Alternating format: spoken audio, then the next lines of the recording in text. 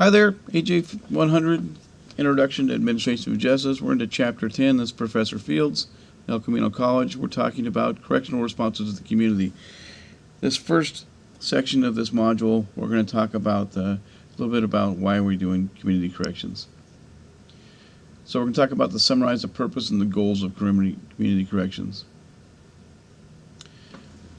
As we learned in the last module, if you get convicted of a crime or you plead guilty to a crime, you're going to face some kind of sanctions, and we talked about the different types of sanctions: fines, imprisonment, and community corrections. And some people end up going to jail or prison time. In a picture here you see Old Folsom Prison. It's a beautiful prison. They do tours of the museum. You can go see that if you're ever up in Northern California, just north of Sacramento. I believe it's the oldest prison in California. But as you know, most people that do actually get sentenced to jail or prison eventually get out.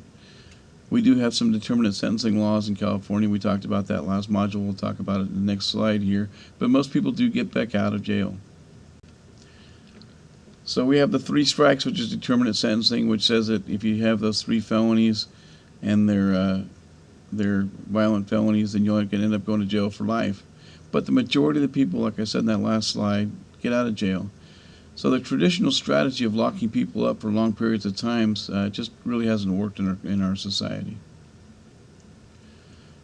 As a matter of fact, in 2011, 56% of all people that were sentenced, either out of a guilty plea or being found guilty in a trial, were sentenced to some kind of community corrections. And we'll talk about the different programs available in other sections of this module. In this photograph here is a person cleaning up the side of the road. He's a drunk driver. Good example of community corrections. This person's probably working off whatever time you normally do in jail by cleaning up the side of the road, a more productive activity.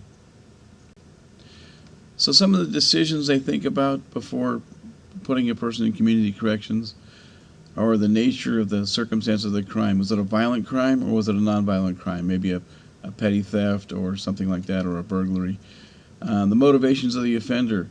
Are they motivated to correct themselves? Maybe they've been a pillar of society, had a job, have a family to raise, people are relying on their income, and they went out and they made a stupid character choice, and they went out and got drunk and drove and either got arrested or crashed their car.